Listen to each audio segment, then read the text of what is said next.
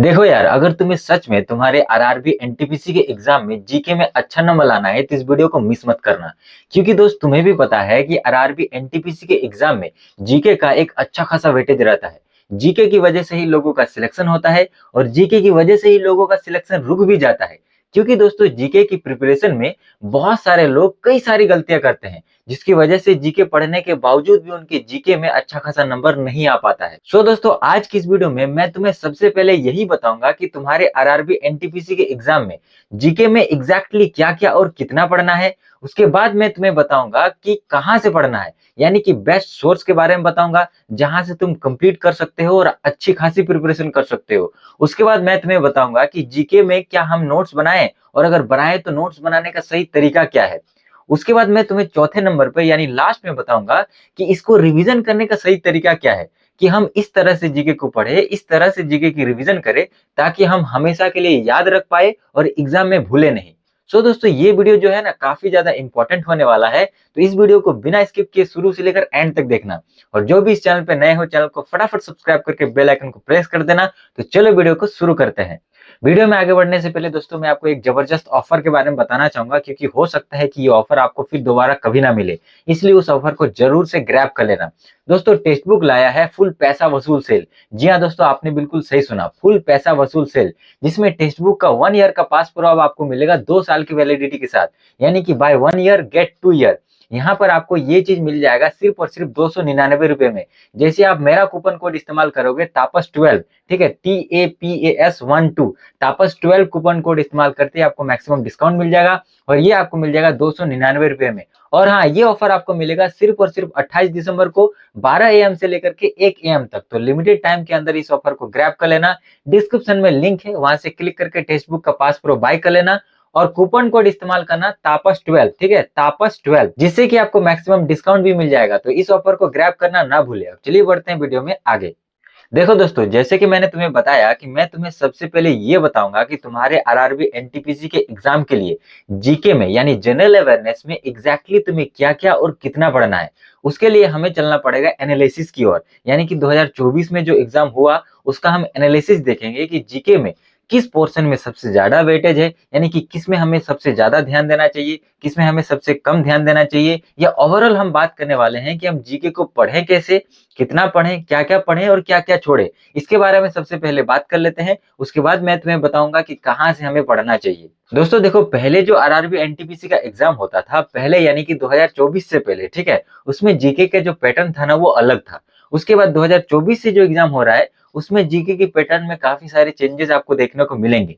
यानी कि अगर आप 2024 को अच्छे से एनालाइज करोगे और प्रीवियस एग्जाम को एनालाइज करोगे तो आपको काफी सारे डिफरेंसेस देखने को मिलेंगे। जैसे फॉर एग्जांपल अगर मैं आपको बताऊं तो पहले के एग्जाम्स में स्टैटिक जीके का वेटेज बहुत ज्यादा होता था, लेकिन अब यानी 2024 से जो एग्जाम हो रहा है उसमें स्टैटिक जीके का वेटेज यानी कि ओवरऑल जीके में 100% में से मात्र 2% है। आप देख सकते हो, मैं आपको कुछ एक डाटा शो कर रहा हूँ। ये डाटा जो है 2024 का डाटा है। इसमें आप सारे चीजों का वेटेज देख सकते हो।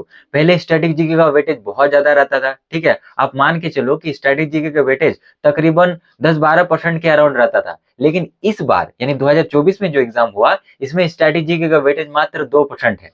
यानी कि किसी शिफ्ट में एक क्वेश्चन, किसी में दो क्वेश्चन पूछा जा रहा है, मैक्स टू मैक्स 3 क्वेश्चन, इससे ज्यादा स्टैटिक जीके से क्वेश्चन नहीं आ रहे हैं। अब मैं आपको ये क्यों बता रहा हूँ, मैं आपको ये इसलिए बता रहा हूँ ताकि आपको आइडिया लग सके कि जो पैटर्न्स हैं उसमें चेंजेस हुए हैं, ताकि आप ये डिसाइड कर पाओ कि हमारे लिए सबसे फर्स्ट प्रायोरिटी क्या होगी, यानी कि हमें सबसे पहले किन चीजों पे ध्यान देना चाहिए। इस एनालिसिस को आप दोबारा ध्यान से देखिए। इसमें मैं आपको सारी चीजें समझा देता हूँ सबसे पहले, ताकि आपको एक रफली आइडिया हो जाए कि चल क्या रहा है, यानी कि पैटर्न में जो बदलाव हुआ है वो एग्जैक्टली हुआ क्या है। जैसे कि यहाँ पर आप देख सकते हो, सबसे पहले अगर हिस्ट्री पर ही अगर गौर करोगे तो आप देख सकते हो पूरा 100% जीके में से 14% का वेटेज है, ठीक है, 14%। समझ सकते हो कितना ज्यादा वेटेज है। उसके बाद अगर सबसे ज्यादा वेटेज की बात करी जाए तो यहाँ पर करंट अफेयर की है। पहले जो करंट अफेयर आता था यानी 2024 से पहले जो करंट अफेयर्स का वेटेज रहता था उसमें आपका 4 सवाल 5 सवाल इस तरह से पूछा जाता था। लेकिन 2024 में करंट अफेयर ऐसा पूछा गया, किसी शिफ्ट में 10 12 13, बहुत ज्यादा हुआ तो 15 तक सवाल गया है किसी किसी शिफ्ट में, ठीक है। यानी कि करंट अफेयर का भी वेटेज यहाँ पर बढ़ा दिया गया है। उसके बाद नेक्स्ट वेटेज वाला आपका टॉपिक है ज्योग्राफी, कंप्यूटर, ठीक है, पहले कंप्यूटर से 2-3-4 सवाल पूछे जाते थे आपके आरआरबी एनटीपीसी के एग्जाम में 2024 से पहले। लेकिन अब देखिए कंप्यूटर का वेटेज कितना ज्यादा है, कंप्यूटर से भी आपको अच्छा खासा सवाल यहाँ पर देखने को मिल रहा है। हर शिफ्ट में 7 सवाल 8 सवाल कंप्यूटर से आ रहे हैं। यानी कि ये बताने का या ये दिखाने का मेरा मतलब यही है मेरे दोस्त, कि इन चीजों पे आपको सबसे ज्यादा ध्यान देना है। और नॉट ओनली इन चीजों पे ध्यान देना है, अगर आपको जीके में अच्छा नंबर लाना है, अच्छा यानी 35 प्लस, ठीक है, या मान के चलिए कि अगर 35 के अराउंड भी आपका मार्क्स लाने की अगर आपके अंदर जुनून है, इच्छा है, तो आपको ओवरऑल तो सारी चीजें पढ़नी पड़ेगी, लेकिन प्रायोरिटी सेट करना पड़ेगा कि सबसे पहले हम क्या पढ़े, फिर उसके बाद क्या पढ़े। ताकि इससे होगा क्या कि आप सबसे ज्यादा वेटेज वाले या सबसे ज्यादा चीजों पे अभी जिन चीजों पे फोकस हो रहा है, उन चीजों को आप सबसे पहले कंप्लीट कर रहे हो। उसके बाद आप बाद में जाकर के सारी चीजों को आपको पढ़ना तो सारी चीजें पढ़ेंगे, क्योंकि हो सकता है जैसे इस बार पैटर्न चेंज हुआ यानी 2024 में, तो हो सकता है कि 2025 में भी पैटर्न चेंज हो। जैसे कि पहले क्या कहा जाता था कि सबसे ज्यादा आप मॉडर्न हिस्ट्री पे ध्यान दो, मॉडर्न हिस्ट्री से सबसे ज्यादा सवाल पूछे जाते हैं आपके आरआरबी एनटीपीसी के एग्जाम में। लेकिन इस बार अगर 2024 के आप डाटा को देखोगे तो उसमें क्या हुआ है, आपको मैं शो करता हूँ, आप देख सकते हैं। जो एंशिएंट हिस्ट्री है उसमें पूरा हिस्ट्री में से आपका 35% सवाल पूछे गए हैं, 35% सिर्फ एंशिएंट हिस्ट्री से। उसके बाद देखोगे अगर मेडिवल हिस्ट्री से, तो उसमें भी 22% है। यानी कि एंशिएंट हिस्ट्री में 90 सवाल पूछे गए सारे शिफ्टों को मिला करके, तो उसी में मेडिवल हिस्ट्री में कितना 55 सवाल पूछे गए। सिमिलरली मॉडर्न हिस्ट्री में भी 90 सवाल पूछे गए, यानी कि एंशिएंट हिस्ट्री का भी वेटेज आपका काफी तगड़ा है, ठीक है, और मॉडर्न हिस्ट्री का भी वेटेज काफी तगड़ा है। तो यहाँ पर कहने का मतलब ये है कि जैसे मेडिवल हिस्ट्री का वेटेज थोड़ा कम है, ठीक है, तो हो सकता है 2025 के एग्जाम में मेडिवल हिस्ट्री का वेटेज ज्यादा बढ़ा दिया जाए, मेडिवल हिस्ट्री से ज्यादा सवाल पूछे जाएं, ठीक है, हो सकता है। लेकिन मैं यहाँ पर ये नहीं बोल रहा हूँ कि यही होगा, ठीक है। तो हमें क्या करना है, हमें स्मार्ट स्टडी करनी है, हमें इस तरह से पढ़ाई करना है कि हमारा एंशिएंट हिस्ट्री से भी अगर सवाल आए तो भी हम 100% बना पाए, मॉडर्न हिस्ट्री से भी आए तो भी हम 100% बना पाए, मेडिवल हिस्ट्री से भी आए तो भी हम उसके लिए प्रिपेयर रहे, ठीक है। ऐसा नहीं है कि हम पूरा एंशिएंट और मॉडर्न पढ़ के चले गए और पूरा मॉडर्न क्या बोलते हैं मेडिवल हिस्ट्री से क्वेश्चंस भर दिया, तो फिर आपका छूट जाएगा। पहले ऐसे होते था और ज्यादातर स्टूडेंट ऐसे प्रिपेयर करता था कि चलो इस पोर्शन से ज्यादा सवाल आ रहे हैं तो बस इसी पोर्शन को अच्छे से ठीक कर लो, बाकी पोर्शन छोड़ दो, ठीक है। ये होता है कब होता है पता है, जब एग्जाम में एकदम आपका 1-1.5 महीना 2 महीना 20 दिन 25 दिन बचा है, उस टाइम पे आप कर सकते हो कि मेरा इस पोर्शन में प्रिपरेशन बहुत ज्यादा नहीं है, तो चलो किस पे सबसे ज्यादा सवाल आ रहे हैं तो उसको थोड़ा सा ज्यादा ध्यान देते हैं। लेकिन जब हमारे पास अच्छा खासा टाइम हो, 4 महीना 5 महीने का टाइम हो, तो हमें ओवरऑल सारी चीजों पे ध्यान देना है। अब चलिए इसमें थोड़ा सा आगे बढ़ते हैं और नेक्स्ट मैं आपको बताता हूँ राइट सोर्स के बारे में, यानी कि बेस्ट सोर्स क्या हो सकता है जिससे हम अच्छे से प्रिपरेशन कर सके और हमारा जीके में अच्छा खासा नंबर आए आरआरबी एनटीपीसी के एग्जाम में। तो दोस्तों यहाँ पर देखिए दो चीजें होती है जीके की प्रिपरेशन में मेनली, ठीक है, जनरल अवेयरनेस को स्ट्रॉन्ग करने का दो चीजें होती है। अब दो चीजें क्या होता है, पहले तो थ्योरी को बहुत अच्छे तरह से समझना, क्योंकि जब आप पूरा थ्योरी समझ जाओगे, जब पूरा कहानी आपको समझ में आ जाएगा, उसके बाद नेक्स्ट चीज क्या होता है कि उससे रिलेटेड जितने भी पीवाईक्यूज हैं, प्रीवियस ईयर क्वेश्चंस है, मल्टीपल चॉइस क्वेश्चंस है, उसको आप बना पा रहे हो कि नहीं बना पा रहे हो। अगर आपका थ्योरी कंसेप्ट पूरा अच्छे से क्लियर है और आप पूरा एमसीक्यू जब लगा रहे हो तो आपसे बन रहा है, यानी कि आपका पूरा का पूरा चीज कंप्लीट हो चुका है, आप अच्छा खासा बना पा रहे हो। तो यानी कि जब आप एग्जाम देने जाओगे ना इस तरह से प्रिपरेशन करने के बाद, तो आप आराम से सारी चीजों का अटेम्प्ट करके आओगे, आपका क्वेश्चन छूटेगा नहीं। फिर आपका ये शिकायत नहीं रहेगा कि काश ये पढ़ लेता तो अच्छा होता, ये कर लेता तो अच्छा होता, ये सारी चीजें आपके पास रहेगी नहीं, क्योंकि आपने शुरू से लेकर एंड तक सारे कंसेप्ट को सारी थ्योरी को पढ़ा है। उसके बाद सारे एमसीक्यूज लगा करके आप गए, सारे प्रीवियस ईयर क्वेश्चंस लगा करके गए, तो आपने छोड़ा क्या, आपने कुछ भी नहीं छोड़ा।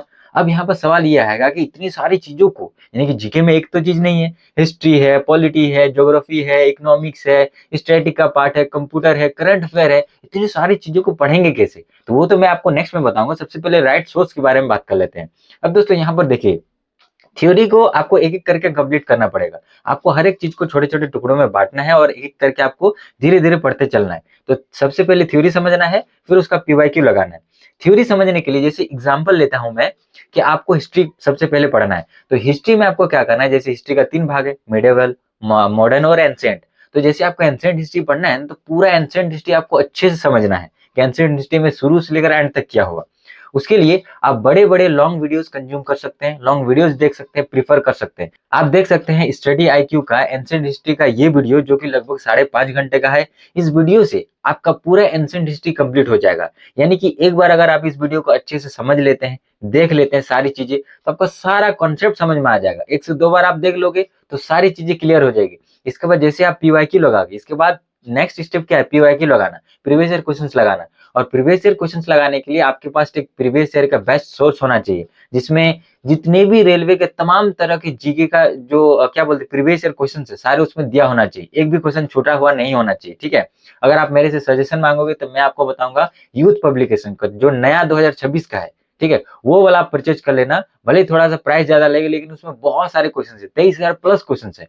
तो आप मान के चलो कि एंशिएंट हिस्ट्री का आपने पूरा एनिमेशन के साथ ये वीडियो देख लिया एक बार, वीडियो देखने के बाद सारी चीजें समझ ली, सारे कॉन्सेप्ट आपको जब समझ में आ जाता है, उसके बाद जब आप क्या बोलते हैं पीवाईक्यू लगाओगे, ऑटोमेटिक वहां पर आपको सारी चीजें समझ में आने लगेगी, ऑटोमेटिक आपको पता चल जाएगा हाँ ये राइट आंसर है, ये राइट आंसर है। और उसमें भी एक्स्ट्रा फैक्ट के साथ डिटेल में दिया रहता है, तो आप वो भी जब पढ़ते चलोगे तो आपका सारा कंसेप्ट क्लियर हो जाएगा। तो इस तरह से आपको क्या करना है, देखो दो ही चीजें हैं, मैंने आपको पहले ही बताया, पहले आपको थ्योरी समझना पड़ेगा, दूसरी बात आपको पीवाईक्यू लगाने पड़ेंगे। बस थ्योरी समझ लिया, पीवाईक्यू लगा लिया, कंप्लीट काम, और आपको कुछ नहीं करना है, और आपको सिर्फ रिवाइज करते रहना है। करना क्या है, इस तरह से आपको हर एक चीज का पहले एंशिएंट हिस्ट्री का जैसे कंप्लीट कर लिया, फिर मिडाइवल हिस्ट्री का देख करके कंप्लीट कर लो, ठीक है, उसके बाद आप मॉडर्न हिस्ट्री का कर लो, इस तरह से हिस्ट्री कंप्लीट हो जाएगा। फिर ज्योग्राफी का एक देख लो, पूरा मैराथन वीडियोस देख लो, उसके बाद पॉलिटी का, इकोनॉमिक्स का देख लो, ठीक है, इस तरह से देखो और पीवाईक्यूज लगाओ।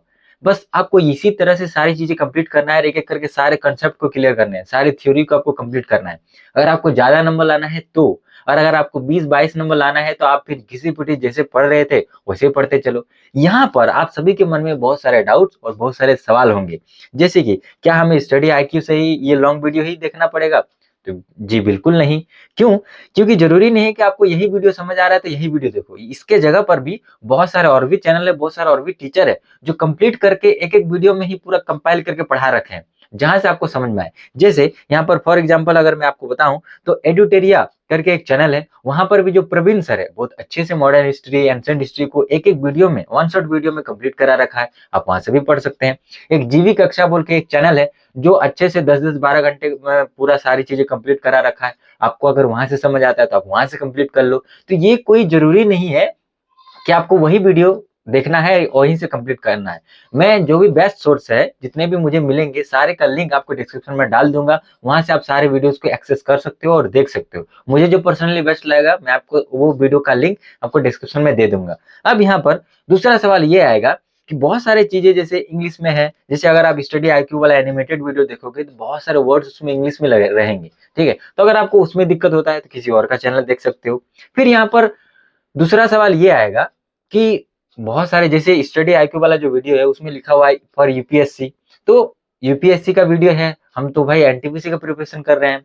यहाँ पर बहुत सारे, यहाँ पर आप परमार सर के वीडियो देख सकते हो, बहुत लंबे लंबे वीडियोस में उन्होंने भी अच्छे खासे सारी चीजें कंप्लीट करा रखा है, हिस्ट्री हो गया, पॉलिटी हो गया, इकोनॉमिक्स हो गया। तो परमार सर वाला क्या है पता है, उसमें एसएससी के लिए कंप्लीट करा रखा है। अब आप बोलोगे ये तो एसएससी के लिए है, एनटीपीसी के लिए तो नहीं है। यहीं पर आप फंसते हो और यहीं पर आप कंफ्यूज में रहते हो। अब अगर आपको इंडस वैली सिविलाइजेशन के बारे में जानना है, पढ़ना है, तो इंडस वैली सिविलाइजेशन एसएससी के लिए अलग है क्या, और आपका एनटीपीसी के लिए अलग है क्या? ऐसा तो नहीं है। यूपीएससी के लिए अलग है क्या? हाँ, यहाँ पर एक चीज है कि लेवल्स में थोड़ा अप एंड डाउन होता है। तो अगर आप इंडस वैली सिविलाइजेशन के बारे में अच्छे से डेप्थ में पढ़ लेते हो तो लेवल्स की क्या बात है। आपने जितना ज्यादा आप पढ़ोगे, जितना ज्यादा सारी चीजें मतलब एक्सप्लोर करोगे, उतना आपका माइंड क्लियर होगा, उतना ज्यादा आप उसमें क्या बोलते हैं मास्टरी हासिल करोगे। तो मतलब ये डिपेंड नहीं है कि एसएससी के लिए अलग है, रेलवे के लिए अलग है, ऐसा नहीं है। आप परमार सर का पढ़ो, आराम से पढ़ सकते हो, अच्छे से उन्होंने भी पूरा पेन से लिख करके सारी चीजें और बहुत सारे पिक्चर्स दिखा करके सारी चीजें समझा रखे हैं, वहां से समझ में आता है तो वहां से पढ़ो। इस तरह करके आपको एक एक सब्जेक्ट को कंप्लीट करना है और पीवाईक्यू लगाना है और कुछ नहीं करना है, ठीक है, ना बहुत ज्यादा क्लासेस देखनी है, ना घिसी पिटी बहुत सारे पीडीएफ्स पढ़ने हैं, कुछ नहीं करना है। अब दोस्तों चलिए यहाँ पर बात करते हैं तीसरे नंबर पॉइंट की कि क्या हमें नोट्स बनाने चाहिए, और अगर बनाने चाहिए तो कैसे बनाने चाहिए। अब देखो नोट्स बनाने को लेकर के बहुत सारे स्टूडेंट कंफ्यूजन में रहते हैं, क्योंकि बहुत सारी चीजें हिस्ट्री, ज्योग्राफी, पॉलिटी, इकोनॉमिक्स, सारे का क्या नोट्स बनाए, टाइम भी उतना ज्यादा नहीं है। अगर सारों का अगर आप तुम नोट्स बनाने चलोगे, एकदम डेप्थ में नोट्स बनाने चलोगे तो 2 साल लग जाएगा, ठीक है। 3-4-5 महीना का आपके पास टाइम है और उसी में हम नोट्स बनाए तो नोट्स बनाने में भी बहुत सारा समय लग जाएगा। तो किस तरह से पढ़ाई करें, पहले जैसे मैंने आपको बताया एनिमेटेड या फिर लॉन्ग वीडियोस देखो, लॉन्ग वीडियोस देख के सारे कंसेप्ट को क्लियर करो, उसके बाद पीवाईक्यू लगाओ। अब देखो नोट्स तुमको कैसे बनाना है। यहाँ पर मैं तुम्हें नोट्स के लिए एक और बुक रेकमेंड करना चाहूंगा जो कि तुम अपनी स्क्रीन पे देख सकते हो। ये है वो बुक जो कि नया नया लॉन्च किया है आदित्य रंजन सर ने जनरल अवेयरनेस के लिए, तुम्हारे रेलवे एग्जाम्स के लिए, ठीक है। तो इस बुक को तुम परचेज कर लेना। इससे होगा क्या, देखो एक तो तुमने थ्योरी वीडियोस देख के पूरा थ्योरीज को समझ लिया, सारा कंसेप्ट समझ लिया। उसके बाद तुमने पीवाईक्यू लगा लिया यूथ पब्लिकेशन की बुक से, अच्छा खासा तुम्हारे अंदर कॉन्फिडेंट आ गया। उसके बाद जब तुम इस बुक को पढ़ोगे ना, तो इसमें क्या होगा कि सारी चीजें समराइज वे में दिया गया है। सारी चीजें जैसे हिस्ट्री का एंशिएंट हिस्ट्री पढ़ोगे तो सारे टॉपिक जो है समराइज वे में दिया हुआ है। उसमें तुम क्या कर सकते हो, हाँ यहाँ पर अगर तुम्हारा सवाल ये है कि क्या अगर हम इस बुक को पढ़ ले शुरू से ही, बाकी सारी चीजें ना करें, तो क्या हमारा अच्छा खासा स्कोर आ सकता है। देखो यहाँ पर स्कोर आ सकता है कि नहीं आ सकता है ये अलग पॉइंट है, लेकिन मैं तुम्हें अगर इसकी इस बुक के बारे में बताऊं तो ये बुक, ठीक है, बहुत तगड़ी है, लेकिन इनफ नहीं है। अगर मैं तुम्हें बताऊं कि इनफ है तो इनफ नहीं है। पहली बात, इसमें इनफ क्वेश्चंस नहीं है, जैसे कि 23,000 प्लस क्वेश्चन से कहा यूथ पब्लिकेशन बुक में, वो भी पीवाईक्यू, ठीक है। बहुत अच्छा खासा वेटेज है क्वेश्चंस का उसमें। तो एक तो इनफ नहीं है और थ्योरी भी इसमें डेप्थ में नहीं है, ठीक है। तो ये बुक मैं रिकमेंड इसलिए कर रहा हूँ ताकि जब तुम पूरा थ्योरी समझ लिया, जब तुमने पीवाईक्यूज लगा लिए, तो ये बुक तुम्हारे लिए तब रामबाण साबित हो जाएगा। कब, क्योंकि मैंने जैसे बोला नोट्स बनाना है, उस टाइम क्या कर सकते हो, जैसे तुमने सारी चीजें समझने के बाद जब तुम इस बुक को पढ़ोगे तो सारी चीजें समराइज वे में है, तुम उसमें अंडरलाइंस कर सकते हो, पढ़ सकते हो, बहुत सारे इंपॉर्टेंट चीजों को हाईलाइट कर सकते हो। पेन से करना, बुक के एकदम मतलब नया बुक जो होता है ना, उसको एकदम पुराना बना देना, एकदम घिसे पीटे, उसमें जो तुमको लगे वो एकदम रेड पेन से, ब्लू पेन से, पेंसिल से, जिससे भी तुमको अच्छा लगे, पूरा उसमें लिखना। उसी पेज पे, जिस पेज पे एंशिएंट हिस्ट्री है ना, उसी पेज पे पूरा एकदम तुम लिखो। जहां जहां स्पेस है वहां वहां तुम नोट करते रहो। अगर तुमको एक्स्ट्रा कुछ फैक्ट्स मिलता है, मान लो पीवाईक्यू पढ़े, वहां पर कुछ एक्स्ट्रा क्वेश्चन मिला, एक्स्ट्रा डेट मिला, एक्स्ट्रा फैक्ट्स मिला, एक्स्ट्रा चीज मिला, वो चीज तुम वहीं पर एड ऑन कर दो, एंशिएंट हिस्ट्री वहीं पर लिख दो कोने में कहीं पर, ठीक है। पेन से लिख दो, पेंसिल से लिख दो, वहीं पे लिखो। तो पूरा मतलब एकदम जो होता है नहीं, पूरा अपना हस्तकला उसी पेज में करना है। तो इस तरह से तुम्हें पढ़ना है, तो स्पेशली कॉपी में नोट्स बनाने की जरूरत नहीं पड़ेगी। हाँ, तुम अगर चाहो तो कॉपी में भी नोट्स बना सकते हो। खाली वो नोट्स बनाना, वो चीजें लिखना जो मतलब क्या बोलते हैं, एकदम हटके हो, एकदम यूनिक हो, जो तुम्हें कहीं से मिला और तुमको लगता है ये नोट करना बहुत जरूरी है, उसके लिए तुम नोट कर लेना। तो ये था नोट्स के लिए हमें क्या करना चाहिए, नोट्स बनाने चाहिए कि नहीं बनाने चाहिए। आई होप तुम सबको क्लियर हो गया होगा। अब चलिए लास्ट में हम सब बात कर लेते हैं कि रिवीजन कैसे करें और बेस्ट तरीके से रिवीजन कैसे करें ताकि हमारा सारा चीज याद रह गया और हम एग्जाम हॉल में भूले नहीं। यही चीज होता है ना कि एग्जाम हॉल में हम भूल जाते हैं। तो पहली बात, शुरू से ही मैंने जितनी सारी चीजें बताएं, वो सारी चीजें अगर करते हो तो एग्जाम हॉल में डेफिनेटली 100% नहीं भूलोगे, ठीक है।